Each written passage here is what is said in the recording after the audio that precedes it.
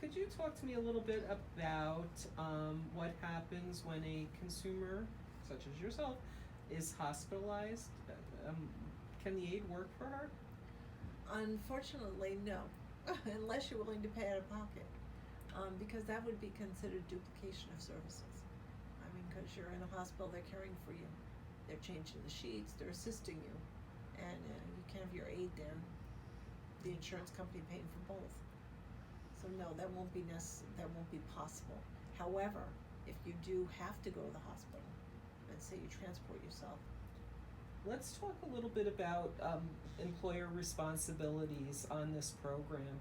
And one of the big ones that is always a tough one for us is making sure that the CDPAS are in compliance with the DOH requirements, and that is the physicals and TB tests. What do you understand the consumer responsibility to be on that? Well, that is the consumer's responsibility. That's what CDPAS is about. I mean, you're responsible not just for the hiring. Only you and the PA will get a reminder, but it's your responsibility as a consumer that all your employees are in compliance, or they will not be able to work. And what about the responsibility of making sure that the hours are worked by your aide? It's my responsibility to make sure that she fulfills the duties of her job and that she's working the hours that she's assigned. No more, no less. And that she clocks in. And she has to clock in and clock out.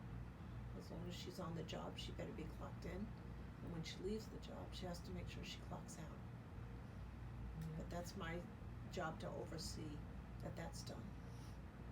Yeah, on this program, I'm sure you're aware a lot of family members can work, and I think a lot of our family members sometimes have a difficulty defining Medicaid time versus family time, and if they're working for 8 hours, they might be hanging around after the 8 hours and forget to call out. So that's an area where we have to really be careful to define.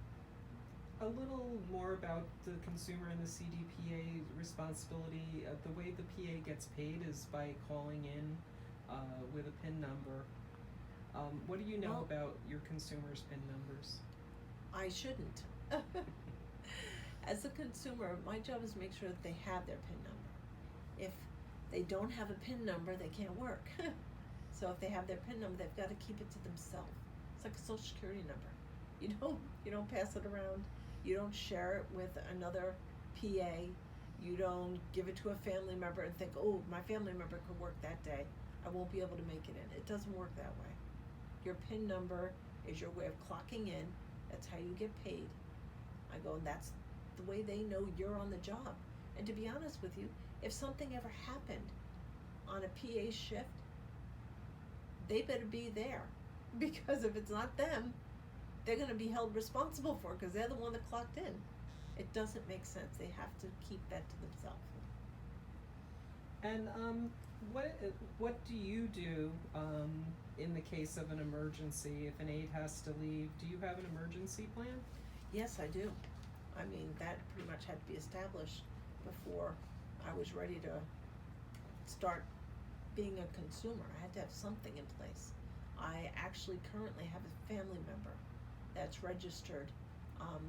She's in Florida, but that family member will be notified if an aide's going on vacation. I will call her and let her know, and she will come and fill in for the days that the aide is unable to be there. And if there is a last minute emergency, I do have a friend that can quickly help out until my sister gets into town. So yes, and I am currently looking for a second backup. I usually have 3, but that's how it's usually done. I have aides that were working for me at one time that are willing to be backup because their schedules have changed, so they're also my backups.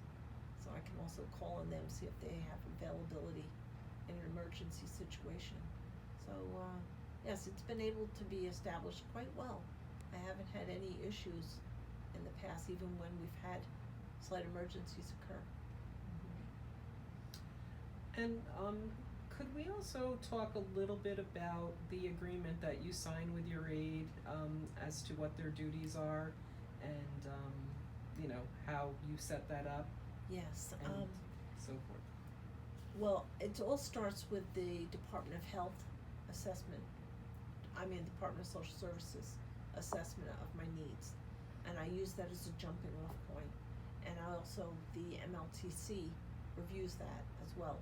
So they go by that, and I take that, and from that with CDPAP, I can add what my other personal needs are within that complex structure that they've laid out. And I end up going over that with my aides and specifically describe the duties of their job, what's involved with each one of the tasks, what the limits of their job are, and what I will not ask them to do.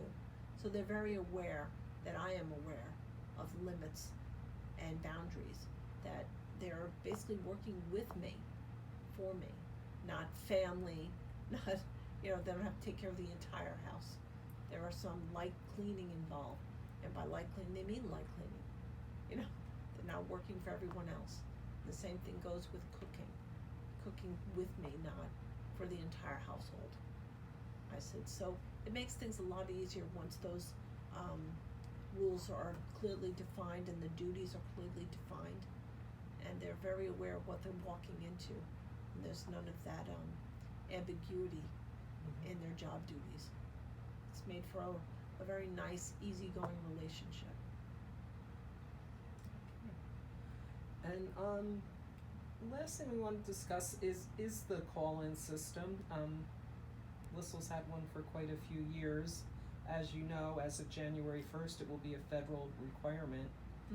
Can you talk about how that works for the aides, and also let me know if you feel that is an invasion for you? Well, I gotta be honest with you. It's actually worked out quite well.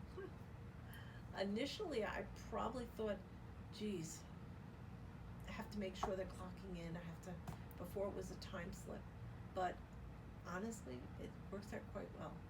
They're fully aware what the state requires, and they know what their job is in clocking in, because they want to get paid. And they know the minute they step in, that's what they're doing. So they're clocking in right away. Clocking out, on the other hand, sometimes the other aide has already arrived, and the other one aide, they're chatting, and one hasn't clocked out yet. But that's where I step in. I said, well, remember, you gotta clock out now. I said, but it has made things a lot easier. I find it easier for me. Some aides might not like it, but it actually works out really well. It's less confusion.